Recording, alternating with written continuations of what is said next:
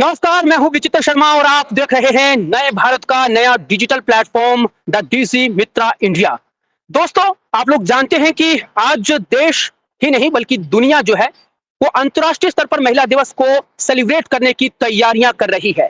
और इस सेलिब्रेशन को लेकर आप लोग जानते हैं क्या कि इस बार जो थीम है वो क्या रखी गई है? तो थीम का नाम रखा गया है एक्सलरेट। जो इस बार की जो ये थीम है उसको रखा गया है कि एक्सलरेट एक्शन, यानी कि तीव्रता से काम करना, बहुत तेजी से आगे बढ़ना।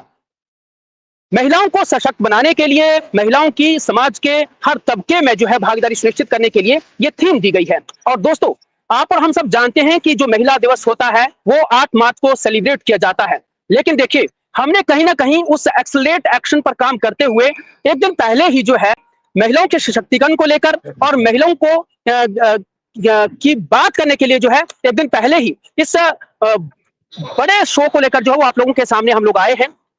और आज हम लोग जो है इस बिग शो में जो है महिलाओं के सशक्तिकरण पर बातचीत करेंगे, महिलाओं के अतुलनीय योगदान पर बातचीत करेंगे कि कैसे हमारी महिलाओं ने जो है देश और दुनिया भर में अपना परचम लहराया है और आज भी वो अपना भरपूर योगदान जो है समाज की भलाई के लिए, समाज के उत्थान के लिए, प्रदेश और देश के उत्थान के लिए काम कर रही हैं।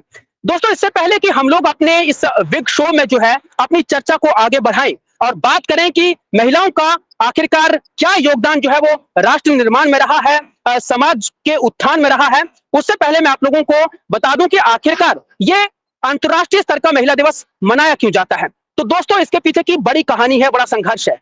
कहते हैं कि साल 1911 में जो है कुछ यूरोपियन कंट्रीज जैसे कि जॉर्जिया होगी, ऑस्ट्रिया हो गई, स्विट्जरलैंड हो गया और जर्मनी, यहाँ कुछ महिलाओं ने जो है अपने मताधिकार के प्रयोग को लेकर जो है एक बहुत बड़ा संघर्ष किया। उसके बाद जो है इसी तरह का एक जो संघर्ष था वो साल 1920 में भी, 1917 में, माफ कीजिएगा, 1917 में जब रूसी क्रांति हुई थी उस वक्त भी इसी तरह से महिलाओं ने बहुत बड़े स्तर पर प्रदर्शन किया और अपनी बात को मनवाने के लिए अपने अधिकारों की लड़ाई लड़ी। और ठीक इसी तरह से कमोबेश ये जो संघर्ष था वो बदस्तूर जारी रहा। लेकिन आगे चलकर जो है साल 1966 में इस जो महिला दिवस है इसको वैश्विक स्तर पर मनाने की एक तरह से मान्यता दी गई कि इसे वैश्विक स्तर पर मनाया जाए। लेकिन इसको साल 1975 में जाकर संयुक्त राष्ट्र की ओर से जो है आधिकारिक तौर पर मुहर लगाई गई कि अब से जो है हर साल 8 मार्च को जो है वो इसी तरह से अंतर्राष्ट्रीय स्तर पर जो है महिला दिवस मनाया जाए। लेकिन दोस्तों देखिए, विडंबना यह है कि यूरोपियन कंट्रीज हमेशा से जो है इसी तरह से इनिशिएट लेती रही है, पेटेंट करवाती रही है कि उन्होंने ही जो है इस तरह से ये कार्यक्रम चालू किया है, शुरू किया है। और आज देश ही नहीं बल्कि दुनिया जो है वो एक पर्टिकुलर डे में आकर जो है इस तरह से अंतर्राष्ट्रीय दिवस के तौर पर महिलाओं को सशक्त करने की बात करती है। लेकिन क्या आप लोग जानते हैं, आप लोग ही नहीं हम सब जानते हैं कि भारत और भारतीयता क्या रही है। हमारे भारत और भारतीयता की जो संस्कृति है, हमारी सभ्यता है, हमारा समाज है, क्या कुछ कहता रहा है।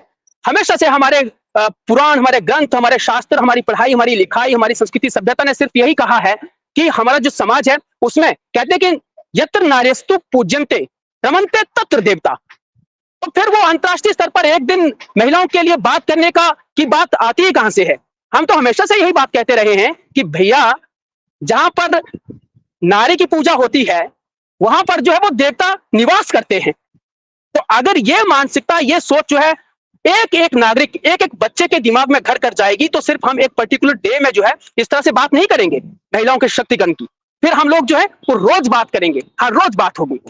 और इसके अलावा मैं आप लोगों को बता दूं दोस्तों कि ये इस तरह से ये सिलसिला जब शुरू हुआ यूरोपियन कंट्रीज की ओर से कि चलिए 8 मार्च को हम लोग जो है वो अंतर्राष्ट्रीय स्तर पर यूं महिला दिवस मनाया करेंगे, तो ठीक है, हम भी उसी तरह से मनाते हैं, चलते हैं, एक्सलेंट एक्शन के तहत हम भी आगे बढ़ते हैं।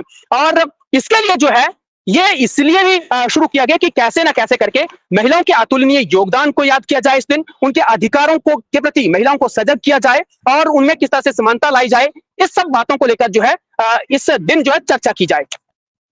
इसी खास शो में जो है आज हमारे साथ जो हमारी ओर से जो गुलदस्ता सजाया गया है द डीजी मित्रा इंडिया के खास शो के खास प्लेटफॉर्म पर, उसमें हमारे साथ आज जो महान महिला शख्सियतें जुड़ी हुई हैं, मैं आपका तारुफ करवा देता हूं दोस्तों। हमारे साथ जो है ललिता वकील जी जुड़ी हुई हैं। ललिता वकील जी हिमाचल प्रदेश के आकांक्षी जिला चंबा से ताल्लुक रखती हैं और दोस्तों पद्मश्री अवार्डी हैं और इन्होंने जिस क्षेत्र में काम किया है वो बहुत अतुलनीय है।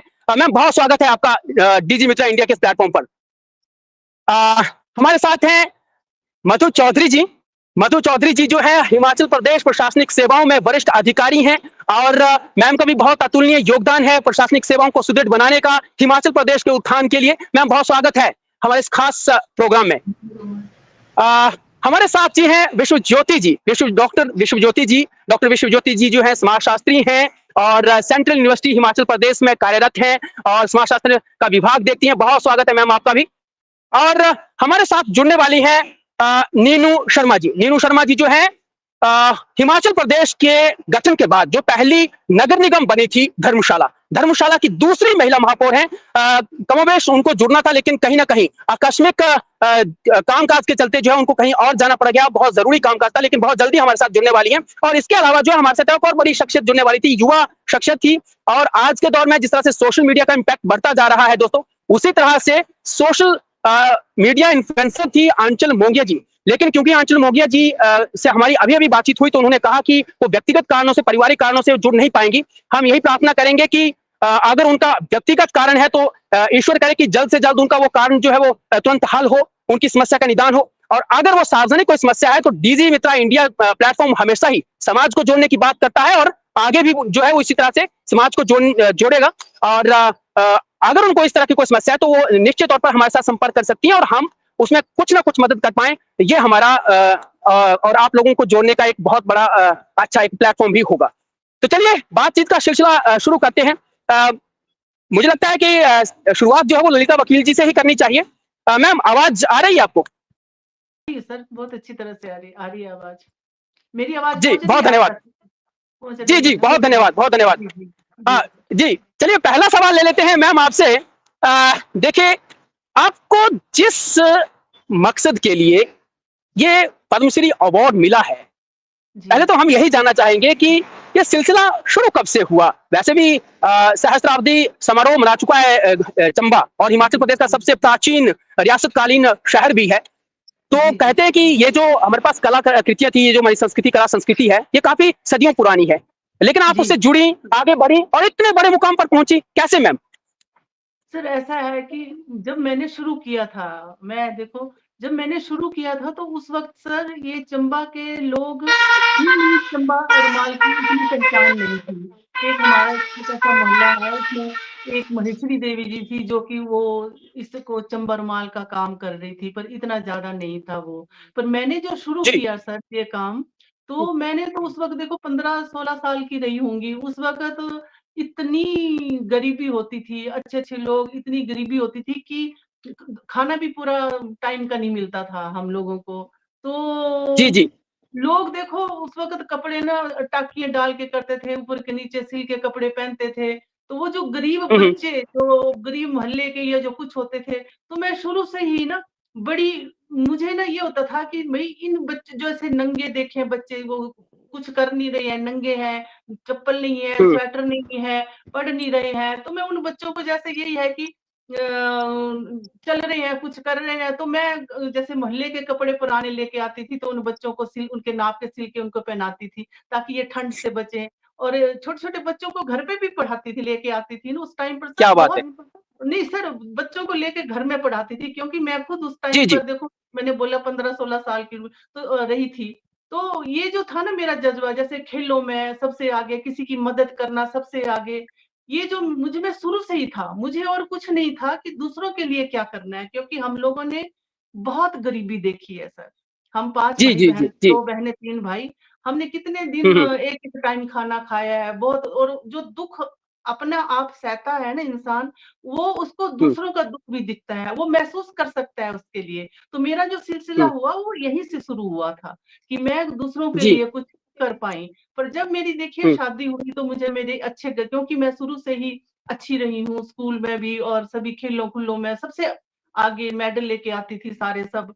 तो जब मेरी शादी हुई तो उसके बाद जैसे अच्छे घर में शादी हुई मेरे ये परिवार में, तो हमारा जो मेरा ससुराल जो था तो उसमें जो मेरी मदर इन लॉ थी और फादर इन लॉ जो थे, तो वो ये ऑनेस्ट ईमानदार गिने जाते थे। वो चंबा के पहले जी। मतलब वो थे सीएमओ, रिटायर हुए थे मेरे फादर इन लॉ। तो उन्होंने देखो उस टाइम में ना वो कभी किसी से फीस नहीं ली। कभी किसी से क्या बात है। उन्होंने घर जाके, हाँ जी, घर में जो आते थे उनको दवाइयाँ फ्री, हालाँकि वो ठीक थे, घर चलता था, पर इतना पैसा हुँ, नहीं था। सीधी-सी मैं आपको हुँ, हुँ। बात बोलूँ। वो जो मुझे संस्कार मिले, जैसे मेरी जो मदर इन लॉ थी, वो देखो वज़ीर फैमिली से थी, तो वो खुद काम करते थे। चरखा कातना, मतलब लोगों को जो कातना, वो जो स्वेटरें बनानी, उसको काट कर वो लोगों को फिर, जैसे घास वाले आते हैं, गायें रखी हुई थी, तो उनको बुन के देनी, मुझे भी करना पड़ता था। हर जो काम था वो खुद, वो सुबह 5 बजे उठ के 5 बजे उठते थे। तो ये जो जी, जी। सिलसिला जो ऑनेस्टी का चला सर, इसके मेरे ऊपर बहुत हुँ, प्रभाव पड़ा, क्योंकि जो मेरे जेठ, आप जानते होंगे, हिमाचल के इंजीनियरिंग चीफ रहे हैं, रिटायर हैं, पर जब वो रिटायर हुए तो उनके पास अपना घर नहीं था। तो वीरभद्र जी क्या ने उनको वो घर दिलाया, हुँ, जो क्या कैलसम बात में है। था वो उनका। मैं वो एक वही ज़माना हुआ करता था मैम, हाँ जी, वो एक ज़माना हुआ करता था। आज हाँ, आज वो बिल्कुल। सोचना भी सोचना भी मुश्किल है हुँ, सर, आप कभी सोच भी नहीं सकते हैं कि उसका जो जी, टाइम, जो वो ऑनेस्टी वाला जो था, और ये जो जी, इनका जो असर मेरे ऊपर पड़ा परिवार वालों का, क्योंकि सभी जी, ऑनेस्ट जी, रहे हैं मेरे जेठ। कोई हुँ, देखो, ये डायरेक्टर रिटायर हुए, कोई बीएस वकील, कोई जी, ये हुँ। रिटायर हुए, एक मेरे उधर ये आईआईटी का उसमें खड़गपुर के थे पड़े हुए, उधर फॉरेन में अमेरिका में रह रहे थे, तो यानी उनका कहीं जो न कहीं उन सबका कहीं न कहीं सहयोग मिला, असर पड़ा हाँ और जी, तमाम सच चीज़ें ऐसा बनी है। और आपने हाँ। आपने सबसे मुकाम ज़्यादा जो अचीव किया। योगदान, हाँ जी, क्योंकि अच्छे घर की लड़कियाँ जो थी ना, वो ऐसा काम नहीं करती थी हुँ, बाहर जाके या कुछ करके। उस टाइम पर सोचिए कैसा टाइम रहा, पर मेरे जो ससुराल थी, सास और ससुर ने मुझे बहुत सपोर्ट जी, किया सर। तो उन्होंने हुँ, बोला, घर पे बैठ के आप क्या करते हो, ऐसा कुछ करो जो कि दूसरों के लिए आप, ये चंबा कढ़ाई तो हम लोग स्कूल में सीखी थी, एक-एक सैंपल बनाते थे। फिर मेरे जब ससुर ने जी, मुझे बताया कि आप घर में भी कर सकते हो, तो मैं क्या करती थी, हुँ, यहाँ जो उस टाइम पर इतनी गरीबी थी, तो औरतों को बेचारी घर में जो लड़कियाँ सीखना चाहती, उनको घर में ले आती थी, और घर में हुँ, लेके आके उनको 20-25 बच्चों को वो सिखा के, हुँ, फिर क्या करते थे, डिप्टी कमिश्नर के पास जाना, और उनको उस टाइम पर सर 10 या 15 रुपए स्कॉलरशिप दिलाती हुँ। थी। तो उनको वो बहुत यानी ज़्यादा कहीं न अच्छा कहीं लगा। आपने कदम उठाया, कहीं न कहीं कदम हाँ जी, उठाया, आगे बढ़ी और आज ये मुकाम बिल्कुल। हासिल किया। मैम बिल मैम चर्चा बढ़ाएँगे, आगे बढ़ाएँगे। अब बात कर लेते हैं मधु चौधरी मैम जी से। मैम आपने जब ये एडमिनिस्ट्रेटिव सर्विसेज़ को जॉइन किया, उससे पहले अपने आस-पड़ोस में देखें, अपने बैच को देखें, तो जो हमारी महिलाएँ थी, जो हमारे अपने साथ जो उस वक़्त स्टडी किया करती थी, उनकी क्या सोच थी, किस तरह के परिवार थे, किस तरह का वो तमाम सारी चीज़ें थी, वो सिनेरियो थोड़ा-सा आपसे भी जानना चाहेंगे मैम और कितना संघर्षपूर्ण था अपना ये वाला मुकाम को हासिल करना?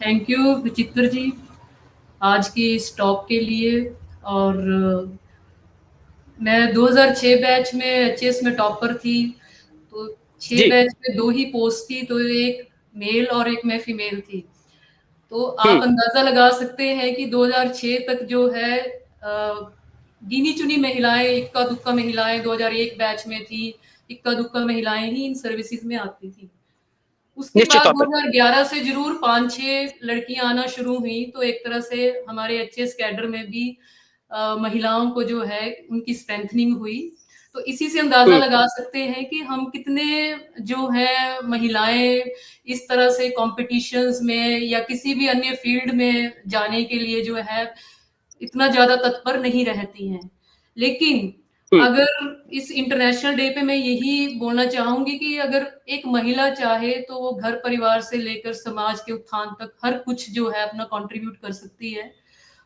हुँ, महिलाओं हुँ, की संख्या जो अगर आप पिछला आंकड़ा देखेंगे तो उसके कंपैरिजन में अब काफी ज्यादा एडमिनिस्ट्रेटिव सर्विसेज में हर सर्विस में आ रही है हर सर्विसेज हुँ, में इवन अंतरिक्ष तक जो है महिलाओं ने अपना परचम लहराया है तो जी। मैं यही कहना चाहूंगी कि बैकग्राउंड कैसा भी रहा हो लेकिन अगर जज्बा हो तो आप उस मुकाम को हासिल कर सकते हैं निश्चित तौर पर मैम, बिल्कुल, आपने बिल्कुल सही कहा। लेकिन जब ये जज़्बे की आपने बात कही है और आज हम अगर अगर हम लोग सशक्तिकरण की बात करें मैम, तो क्या आपको लगता है क्योंकि आप एडमिनिस्ट्रेटिव सर्विसेज़ में हैं, आपको लगता है कि आज जिस तरह से जिस सिनेरियो से आप निकल कर सामने आई हैं, आपने ये मुकाम हासिल किया, आज ज़रूरत है महिलाओं को प्रोत्साहित करने की या वो स्वेच्छा से ही एक स्टेप आउट कर सकती है? हमारे पास उतने सारे संसाधन हैं आज की तारीख में।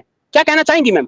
बिल्कुल आज तो संसाधनों की मैं कहूंगी कि भरमार है आज से हुँ, अगर 20 साल पहले आप देखेंगे नो डाउट कंप्यूटर्स और डिजिटल टेक्नोलॉजीज उस टाइम भी अभी इन्फेंसी में ही थी लेकिन आज मैं हुँ, देखती हूँ कि अगर आप अपने स्कूल के बच्चों को देखें अपने बच्चों को देखें तो उन्हें इतने ज्यादा प्लेटफॉर्म्स जो हैं सोशल मीडिया के थ्रू हैं इतने ज्यादा एजुकेशनल चैनल्स हैं, आपको ऑनलाइन प्लेटफॉर्म पे मिल रहे हैं, जो हमारे टाइम में मुझे लगता है गिनी चुनी ही बुक्स होती थी जिनको आप फॉलो करते थे, या कंप्यूटर से भी आप फ्लॉपी और हार्ड डिस्क, फ्लॉपी और इनके जमाने थे।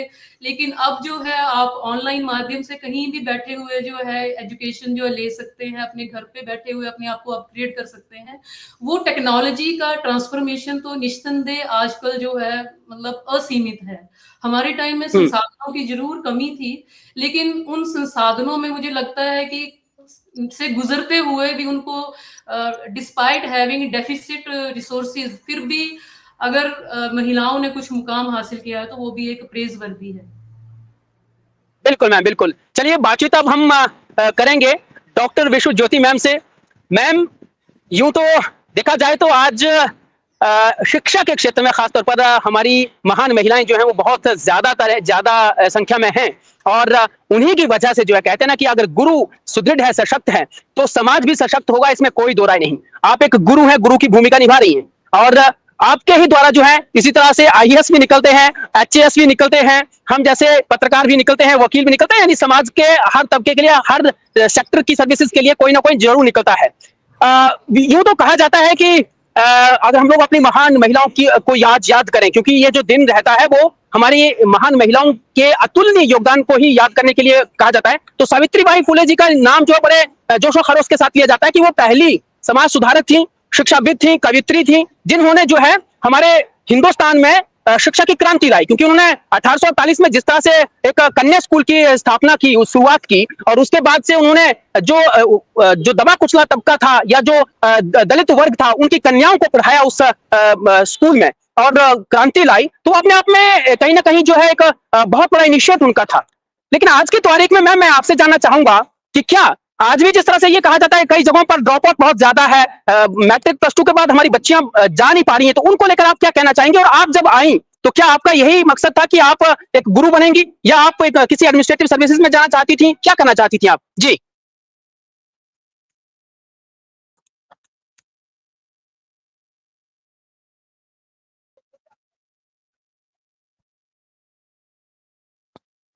Ma'am, unmute, mic mic.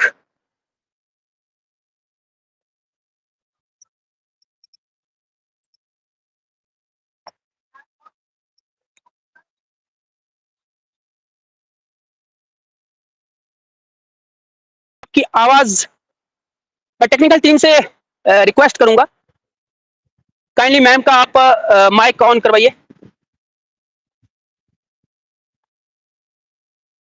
चलिए मैं ललिता मैम से जान लेता हूं, तब तक एक बार अगर चीजें ठीक हो जाती हैं फिर उसके बाद मैं ललिता मैम से ही जान लेता हूं। मैम, क्योंकि चंबा को तो आकांक्षी जिला कहा जाता है, आप महिला भी हैं, सशक्तिकरण की बात होती है, तो क्या इस तरह से उस आकांक्षी जिला से महिलाएं और भी पद्मश्री अवार्डी हो सकती हैं?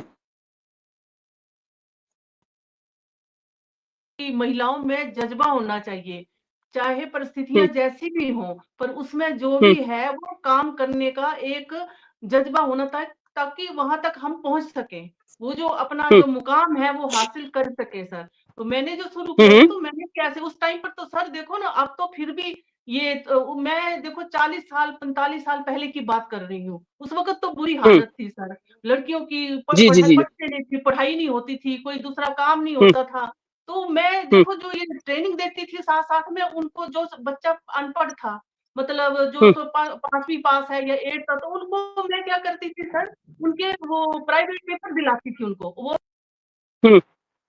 था ₹3 या ₹5, मैं मुझे याद है कि ₹5 10th पास के वो फॉर्म भरनी होती थी, प्राइवेट तो वो जी देते थे। तो मुझे उस वक़्त मिलते थे जैसे ₹100 मेरे ये देते थे, ससुर जी देते थे, तो ₹100 पर महीना। तो मैं उसमें से वो कुछ पैसे जो थे वो उन बच्चों को पढ़ाने में लगाती कि आप 10th करो, हाई सेकेंडरी होती थी उस वक़्त, प्लस 2 नहीं होता था, हाई सेकेंडरी होती थी। जो 8th बच्चा है उसको 10th कराती थी, जो 5th बच्चा पढ़ा हुआ उसको मैं बोलती थी तू कम से कम 10th तक तो पढ़, तुम्हारे लिए ये चीज़ बहुत ज़रूरी है। अगर जी आप जब तक अपनी पढ़ाई नहीं कर पाओगे, कुछ आगे कर नहीं पाओगे, तो आप निकल नहीं पाओगे इस मतलब जो आप संघर्ष करेंगी, जो आप ये गरीबी है, जो ये आप ये देख रहे हैं अपना संघर्ष, उसमें आप निकल नहीं पाओगे। तो उसके लिए मैं उनको आप, बहुत प्रोत्साहन करती थी, और धीरे-धीरे, आपने धीरे-धीरे संघर्ष किया?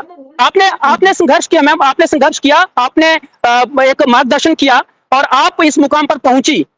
आज आप देख रही हैं कि हमारी कुछ ऐसी महिलाएं हैं जो इस दिशा में काम कर रही हैं। आज सरकार ने बीसियों योजना चला रखी है, दर्जनों योजना चला रखी है, बावजूद इसके हमारी उस दिशा में काम करती हुई महिलाएं उतना ज्यादा तक नजर आती नहीं है।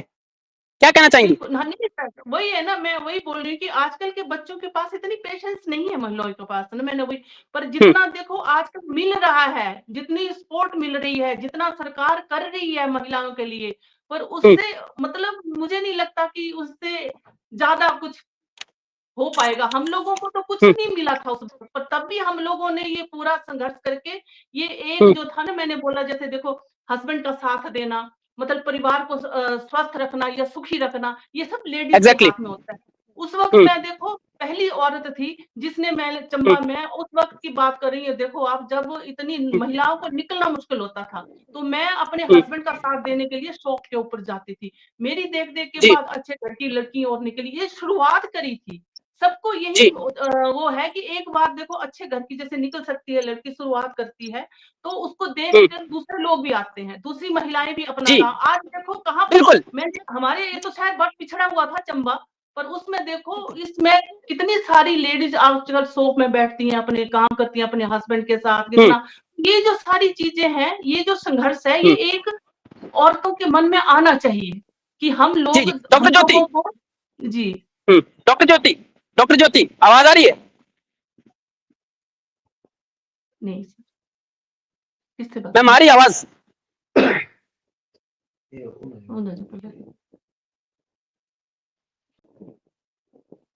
आवाज नहीं आया कर दी। मैम आपकी आवाज नहीं आ रही है, शायद आप अनम्यूट नहीं है, आप म्यूट हैं।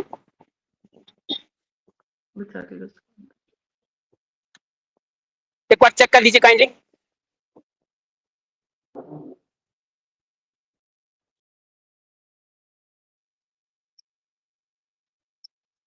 टेक्निकल टीम काइंडली चेक करना। मधु मैम आपसे सवाल रहेगा। सवाल ये है कि क्योंकि आप एडमिनिस्ट्रेटिव सर्विसेज में मैम, समाज की जो इकाई है, सबसे जो मूलभूत इकाई है वो है परिवार। परिवार जब तक सुदृढ़ नहीं होगा तब तक हम समाज को सशक्त करने की बात नहीं सोच सकते हम लोग। उस तरह से आप, क्योंकि देखिए अगर आप भी सर्विसेज में होंगी, हस्बैंड भी सर्विसेज में होंगे, हमारे बच्चे चाहे वो बेटा हो चाहे बेटी, उनकी क्या दशा दिशा होगी आपसे बेहतर कोई नहीं बता सकता। तो क्या हम एक सही और सशक्त समाज की कल्पना कर सकते हैं? उसके लिए आपका क्या मार्गदर्शन रहेगा? कैसे हम उसमें कोऑर्डिनेशन स्थापित करें, कैसे सामंजस्य स्थापित करें कि हमारा परिवार भी सशक्त हो और समाज भी सशक्त हो? ये आपसे बेहतर नहीं बता सकता कोई। बिल्कुल विचित्र जी, सामंजस्य बिठाना ठीक है, एक हद तक मुश्किल हो सकता है, लेकिन वही बात मैंने कही कि अगर आप खुद असर्टिव हैं, खुद सेल्फ ड्रिवन है, तो मुझे आज तक 18 सालों में मुझे नहीं लगता सबसे बच्चों का रियरिंग से लेकर अपने ऑफिस को बहुत ही भलीभांति से निभाया है। किसी भी काम को जब आप एक बोझ समझकर करते हैं तब आपको वो काम जो है अच्छा नहीं लगता है। और मैं ये फख्र के साथ कहना चाहूंगी कि मैंने चाहे अपना पारिवारिक दायित्व है या चाहे मेरा ऑफिशियल है, मैंने हर प्लेटफॉर्म पे अपना अच्छा देने की बहुत कोशिश की है। मैं ये इसलिए कहना चाहूंगी क्योंकि मेरी मदर खुद एक टीचिंग डिपार्टमेंट में मैंने उनको काम करते हुए देखा है, तो वो वाले जो इनहेरिटेंस है, वो वाले जो संस्कार हैं, वो वाली जो एक ड्यूटीफुल नेचर है, वो मुझे उनसे आई है। तो मैं इस चीज को रेप्लिकेट अपने बच्चों के लिए भी करती हूँ, और जहां जहां समय समय पर मैं आपको ये बताना चाहूंगी कि मैं इवन कुकिंग भी खुद करती हूँ। तो ऐसा क्या बात है मैम। मैंने खुद, क्योंकि मेरा दायित्व है कि मैं अपने बच्चों को, मैं अपने परिवार को अच्छा खाना खिला सकूं, साथ साथ में उनको कभी इस चीज का ये ना लगे कि इन सर्विसेज में होने के बाद जो है हमारे को जो है हमारी अनदेखी की गई।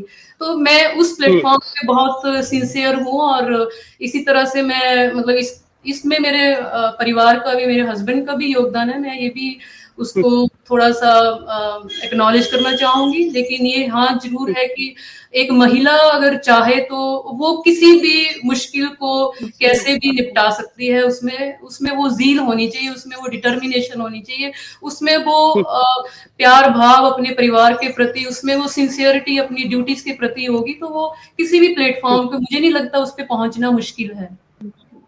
एक सवाल यहाँ ये बनता है, मैं यही कहूंगी कि वर्किंग वीमेन भी बहुत अच्छे से अपने परिवार को चला सकती हैं। ऐसा नहीं है कि वर्किंग वीमेन होने से जो है आपका परिवार पिछड़ जाएगा। आपको you need to just have your time management.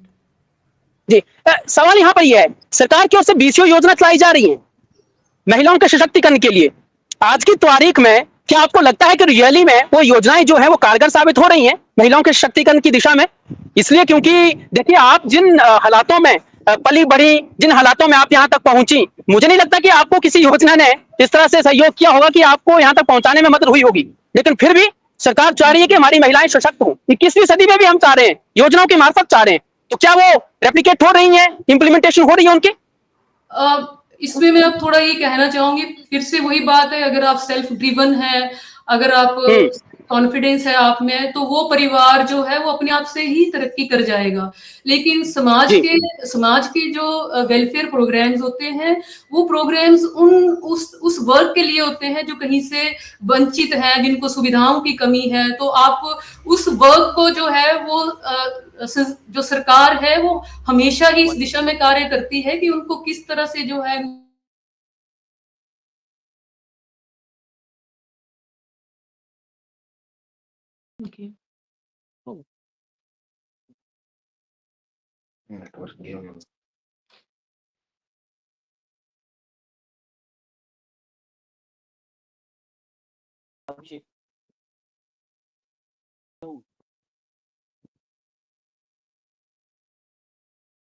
Doctor ज्योति, आवाज आ रही होगी? लास्ट सवाल मैं लेना चाहूंगा मैम से। आवाज आ रही है?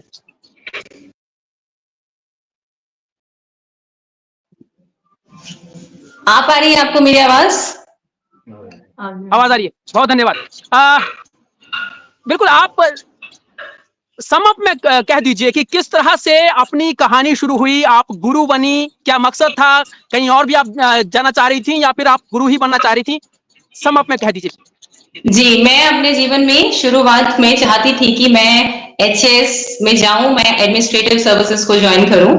लेकिन during my college days I was so inspired by my professor कि मुझे लगा कि टीचिंग जो है वो एक ऐसा जरिया है जिसकी वजह से, जिसके कारण से मैं बच्चों तक, महिलाओं तक बहुत सारी बातों को पहुंचा सकती हूँ। और मैं यहाँ रहते हुए इन्हीं चीजों को आगे बढ़ाने की कोशिश कर रही हूँ।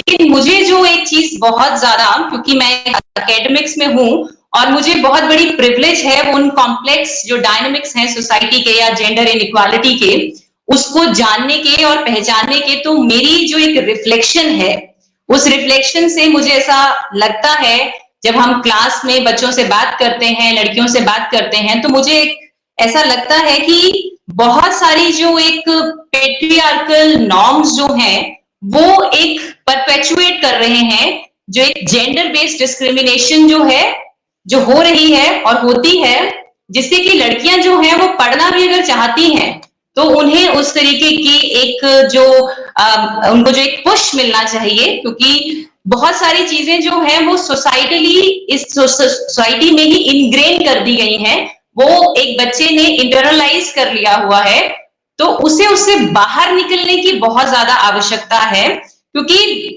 बहुत ज्यादा जो चीजें हैं वो परपेचुएट होती हैं, जितनी भी ये पेट्रियार्की जो है जो इम्पोज की जाती है on the females. So that is what I have witnessed here. I mean, whenever I get a chance to talk to the females, तो मुझे लगता है कहाँ वो स्टक हो गई, तो वो स्टक सिर्फ यहीं पे होती है जहां पे उन्हें वो अचीव करना चाहती हैं बहुत कुछ जीवन में, लेकिन वहां पे कोई चीजें जो पेट्रियार्की है वो उनपे इम्पोज हो जाती है, तो वहां पे उनकी जो एक ग्रोथ है वो वहां रुक जाती है। क्योंकि उसी के बाद अगर आप यूनिवर्सिटीज में देखें तो एक बच्चा तभी ग्रो कर सकता है कि उसकी एज भी ठीक हो चुकी होगी, बहुत जल्दी वो एनहांस भी नहीं कर पाएगा, तो उसको वक्त चाहिए पढ़ने के लिए, उसे वक्त चाहिए अपनी ग्रोथ के लिए, बाहर से ही मिल पाएगा। लेकिन परिवार की प्रायोरिटीज जो है वो काफी ज्यादा बदल जाती हैं, बदल रही हैं, बदलती हैं शुरू से ही। तो जो इनग्रेन्ड है, वो जो एक फैब्रिक बना हुआ है, जो सोसाइटल फैब्रिक है, विच इज इनग्रेन्ड एक्चुअली, उसको थोड़ा सा हम वो जो परपैचुएट कर रही है चीजों को, उसको हमें थोड़ा रोकने की आवश्यकता है, बहुत ज्यादा आवश्यकता है। जी चलिए, समय समय समय का अभाव बहुत बहुत धन्यवाद ललिता मैम, आपका बहुत धन्यवाद। मधु मैम, आपका बहुत बहुत धन्यवाद। और डॉक्टर ज्योति मैम, आपका भी बहुत बहुत धन्यवाद। हमारी दो गेस्ट कहीं किसी कारणवश नहीं पहुंच पाई हैं, उसके लिए भी हमें खेद है कि अगर वो भी जुड़ती तो महिला सशक्तिकरण का जो यहाँ से मैसेज जाता और ज्यादा सशक्त जाता। लेकिन भविष्य में इसी तरह से ये टॉक शो जो है वो होते रहेंगे, निश्चित तौर पर हम आपकी सेवाएं लेते रहेंगे। बहुत धन्यवाद आप लोगों का। मैं कहना चाहूंगा कि यहाँ पर भले ही आज अंतर्राष्ट्रीय स्तर पर महिला दिवस मनाया जा रहा हो, लेकिन कहीं ना कहीं जिस तरह से बात होती है कि यूरोपियन कंट्रीज अपनी ओर से एक इनिशिएट लेती है, पर्टिकुलर डेट फिक्स कर देती है। 8 मार्च की तारीख जो है वो फिक्स हो चुकी है कि हर साल इस दिन बात होगी। लेकिन हम कहते हैं, भारतीय समाज कहता है, संस्कृति सभ्यता भारतीय कहती है कि हम लोग यत्र नार्यस्तु पूज्यन्ते रमनते तत्र देवता। हम हमेशा से इस फलसफे को लेकर आगे बढ़े हैं ताकि हर बच्चे के दिमाग में ये हमेशा रहे, हर क्षण रहे, तत्क्षण रहे कि अगर नारी की हर रोज करेंगे, माँ के रूप में, बहन के रूप में, अपनी धर्मपत्नी के रूप में या बेटी के रूप में, तो आप जो है वो सशक्त होंगे, क्योंकि एक नारी ही है जो समाज को सही मायनों में सशक्त कर सकती है। आज हम लोग भले ही कुछ चुनिंदा लोगों की बात करते हैं कि उन लोगों ने प्रदर्शन किया, इस तरह से संघर्ष किया, फिर जाकर जो है इस तारीख को हम लोग जो वो सामने लेकर आए। लेकिन अगर हमारा इतिहास देखें, गौरवशाली इतिहास हमारा रहा है। हम लोग जो हमारी जिस तरह से सावित्री फुलेबाई की हम लोग बात करते हैं, सावित्री फुले जी की हम लोग बात करते हैं, उन्होंने भले ही 1825 में उनका जन्म हुआ, तो उसके बाद उन्होंने जिस तरह से संघर्ष किया, जिस तरह से काम किया, लेकिन उससे पहले भी अगर हम लोग जाएं तो 1731 की अगर हम लोग बात करें तो 1731 में जिस तरह से हमारी अहिल्याबाई होलकर जी ने जो है अपना योगदान दिया, वो भी जो है समाज सुधारक थी। और यहाँ तक कहा जा सकता है कि वो बड़ी एक शासनिक जो है वो प्रणाली को संभालने वाली एक लीजेंड महिला वो उस वक्त रही है। उन्होंने भी जिस तरह से वो एक कवित्री भी रही हैं, उन्होंने शिक्षाविद भी रही हैं, समाज के उत्थान के लिए बहुत सारा काम उन्होंने किया है, धार्मिक संस्थानों को उन्होंने सशक्त किया है। उस वक्त ना जाने उन्होंने क्या कुछ किया है। तो इतिहास को हम जितना खंगालेंगे उतना पाएंगे कि कितना सशक्त हमारा भारतीय समाज रहा है। इतना ही नहीं, आदिकाल चिरकाल की अगर हम लोग बात करें तो हमारे तो देवी देवता, हमारे जो ईश्वर हैं, उनके नाम तक महिलाओं के नाम से महिलाओं के नाम पहले आते हैं, उनके नाम बाद में आते हैं। राधा कृष्ण की हम लोग बात कर लें, लक्ष्मी नारायण जी की हम लोग बात कर लें, सीताराम जी की हम लोग बात करें, गौरी शंकर जी की बात करें, तो हमारा समाज कितना सशक्त है बताने की जरूरत नहीं है, किसी से हम लोगों को सर्टिफिकेट लेने की जरूरत नहीं है। और उसी तरह से अगर हम लोग अपना स्वतंत्रता संग्राम का संघर्ष देखें तो झांसी की रानी लक्ष्मीबाई जी को कौन भूल सकता है, जो हजरत बेगम हजरत महल जी को कौन भूल सकता है। उन्होंने जिस तरह से अंग्रेजों को लखनऊ से खदेड़ने का काम किया, जिस तरह से कस्तूरबा गांधी जी ने काम किया, जिस तरह से कमला नेहरू जी ने काम किया, जिस तरह से एनी बेसेंट जी ने काम किया, जिस तरह से हमारी निवेदिता जी ने काम किया, निवेदिता कृपलानी जो कि उत्तर प्रदेश की पहली महिला मुख्यमंत्री बनी, उन्होंने जिस तरह से संघर्ष किया, सहयोग किया। ऐसी कितनी सारी महिलाएं हैं जिन महिलाओं ने जो है अपने बुरे समय में सशक्त काम करके एक माइलस्टोन स्थापित किया। और आज भी हमारी महिलाएं जिस तरह से कहीं ना कहीं जो अभावों में भाव पैदा कर रही हैं, वो अपने आप में काबिले तारीफ है, सैल्यूट के योग्य है। और डीजी मित्रा इंडिया उन सभी महिलाओं को सैल्यूट करता है। और साथ ही साथ जो है आज जिस तरह से कार्यक्रम में हमारे साथ जो महान महिलाएं शख्सियतें हमारे साथ जुड़ी थी, उनका भी बहुत बहुत धन्यवाद। शर्मा जी, एक शुक्रिया, दो लाइनें बोलना चाहूंगी।